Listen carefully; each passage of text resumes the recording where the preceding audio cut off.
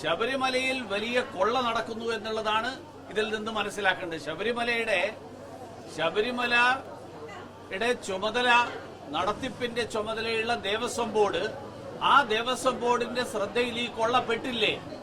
4.5 kilo സ്വർണം ശബരിമലയിൽ നിന്ന് നഷ്ടപ്പെട്ടിട്ട്, ദ്വാരപാലക ശില്പത്തിലെ പാളികൾ നഷ്ടപ്പെട്ടിട്ട് ഇത്രയും കാലം അതെന്തുകൊണ്ട് ശബരിമലയുടെ ദേവസ്വം ബോർഡിന്റെ ശ്രദ്ധയിൽപ്പെട്ടില്ല?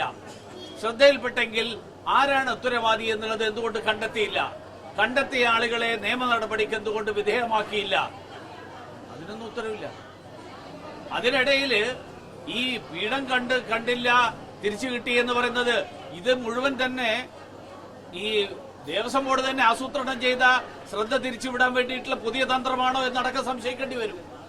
കാരണം സ്വർണപ്പാളി കാണാതായതിന്റെ 4.5 കിലോ സ്വർണത്തിന്റെ മോഷണവും കൊള്ളയും അത് മറച്ചുവെക്കാൻ വേണ്ടി പീഠം കാണാതായി എന്ന് പറഞ്ഞിട്ടൊരു കഥ പ്രചരിപ്പിച്ച് ഇപ്പൊ പീഠം തിരിച്ചു കിട്ടി, അതോടുകൂടി പ്രശ്നം തീർന്നു എന്ന് ജനങ്ങളെ തെറ്റിദ്ധരിപ്പിക്കാൻ വേണ്ടിയിട്ടുള്ള ഒരു നാടകം ഈ ദേവസ്വം ബോർഡ് തന്നെ മെനഞ്ഞതാണോ എനിക്കറിയില്ല. എനിക്ക് സംശയം തോന്നുന്നത് അങ്ങനെയൊരു കാര്യം കൂടി അതിന്റെ പിന്നിലുണ്ടോ എന്നുള്ളതാണ്.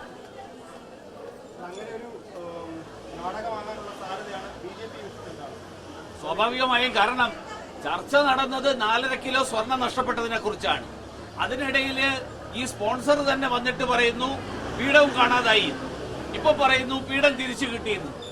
കാണാതായ സ്വർണത്തെ കുറിച്ച് എന്താ മിണ്ടാത്തത്? ആ മോഷണം നടത്തിയത് ആരാണ്? ആ കൊള്ള നടത്തിയത് ആരാണ്? അപ്പൊ ദേവസ്വം ബോർഡ് ആ കൊള്ളക്ക് കൂട്ടുനിൽക്കുകയാണോ അതിലൂടെ ചെയ്യുന്നത്? അതാണ് ഈ രാജ്യത്തെ ഭക്തന്മാരായിട്ടുള്ള ആളുകൾ, ശബരിമല ഭക്തന്മാർ, അയ്യപ്പ ഭക്തന്മാർ അറിയാൻ ആഗ്രഹിക്കുന്നു.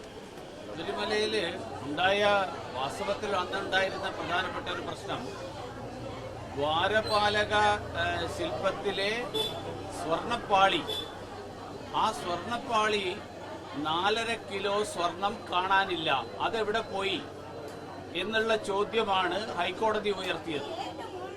ആ ചോദ്യത്തിന് ഇപ്പോഴും ഉത്തരം കണ്ടെത്തിയിട്ടില്ല.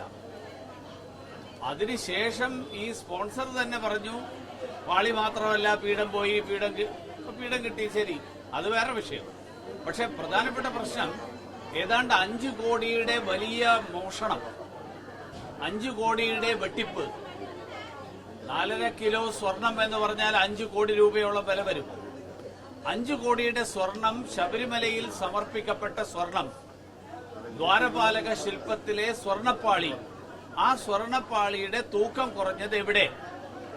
ആ ചോദ്യം എന്തുകൊണ്ട് ദേവസ്വം ബോർഡിനോ ദേവസ്വം ബോർഡിന്റെ വിജിലൻസിനോ ഒന്നും കണ്ടെത്താൻ കഴിയുന്നില്ല? ആ കാര്യത്തിൽ ഹൈക്കോടതിയുടെ ചോദ്യങ്ങൾക്കകം ഉത്തരം നൽകാനും സർക്കാരിനും ദേവസ്വം ബോർഡിനും സാധിച്ചില്ല. അതുകൊണ്ട് ദുരൂഹതയല്ല,